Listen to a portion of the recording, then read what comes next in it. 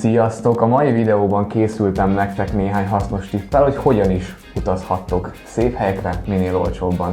Hogyha érdekelnek titeket, akkor tartsatok velem, lájkoljátok a videót és iratkozzatok fel a csatornánkra.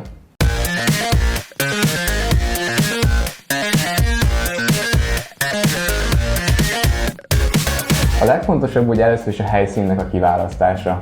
Ugye ez is megvan, hogy bizonyos évszakokban bizonyos helyek az olcsóbbak. De most ugye nyaralásról van szó, beszéljünk a nyárról. Nyáron tök elérhető áron el lehet jutni akár Olaszország bármelyik részére, Spanyolország is egy tök jó útipont, vagy akár Görögországban is sorolhatnám. Nekem személyes tapasztalatom Olaszországgal van, úgyhogy ezt fogom többször majd felhozni. Először is amire figyelj, hogy amikor foglalsz szállást és repjegyet, nyilván, hogyha van egy kisebb költségvetésed, akkor azt nehezebb összeegyeztetni úgy, hogy pont akkor legyen jó szállásod, amikor pont olcsóra jön ki a repülőjegy is. Ezért mindig úgy csinálom, hogy lefoglalok először egy szállást a nekem megfelelő időpontra, ami ingyenesen lemondható az érkezés előtti egy hétig körülbelül, és ehhez igazítom a repjegyet. De hogyha ugye nem tudom, akkor a szállást tudom tologatni, és oda tudok játszani végig.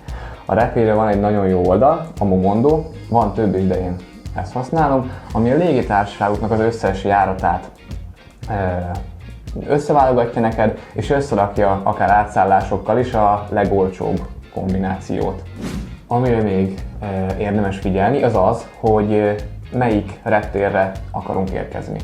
Ugye, ha kiválasztottuk, hogy hol megyünk, akkor körül kéne nézni egy kicsit, hogy melyik repterek vannak ahhoz közel, és az alapján is megnézni, hogy jönnek ki olcsóbban. Nekem ez van egy tök jó személyes sztorim. A párommal Olaszországba mentünk nyaralni, Cinque Terre-re, és kettő reptér közt vaciláltunk, a pízai volt az egyik, a másik pedig a milánói, és olcsóbbra jött ki a milánói még úgy is, hogy beleszámoljuk a reptéri transfert a vonatállomásig, és a 2 órás vonatutat Cinque Terre-re. Úgyhogy ezt is érdemes szem előtt tartani. Szállásnál pedig szintén egy ilyen személyes sztori. A Bookingon szoktunk mindig foglalni. Ugye az ingyenes lemondást mindig ajánlom. Nekünk is volt egy ilyen eset. Prágába utaztunk, és körülbelül 1-2 héttel az indulás előtt még szintén böngésztük az oldalt, hogy hát ha van valami jobb, hát ha más tudunk foglalni. És jött is egy jobb. El se jöttük, hogy ilyen áron, ilyen hely van, egy nagyon jó hotel, de még nem volt semmi értékelése, semmi komment hozzá, egy kicsit szkeptikusak voltunk, sőt meg is néztem így a Google Street View-n, hogy egyáltalán ott van ez a hely, mert tényleg túl jó volt az, hogy igaz legyen, és az ingyenes lemondásnak köszönhetően így kb. Első vendégek voltunk egy elég jó luxi hotelben, és azóta már ilyen 3-4-szeres áron tudnak oda menni a Prágába látogatók.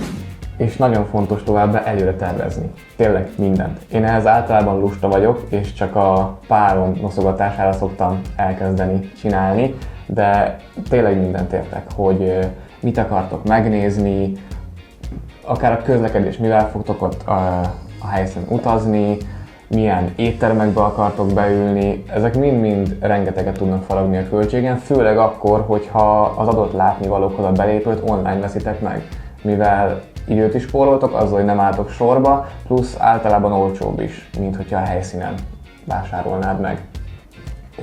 Éttermeket pedig úgy szoktunk amúgy nézni, hogy TripAdvisor-ön az értékelések alapján listázzuk őket, és ami úgy szimpatikus és megtetszik, azokat látogatjuk meg. Sőt, néha még amúgy az étlapokon is külön megnézzük, hogy fú, ott mit fogunk enni, de ez már nyilván egy más szint.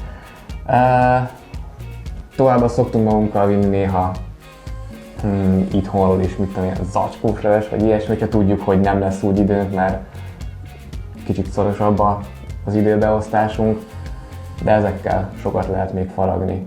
Egyébként meg mindig úgy számoljatok vele, hogyha azt gondoljátok, hogy na, ez az út ez 100 000 forint lesz, akkor az út az valószínűleg 150-160 000 forint lesz, tehát az ne legyen, hogy nem számoltok bőven rá, mert mindig elcsúszik ezekkel a dolgokkal az ember.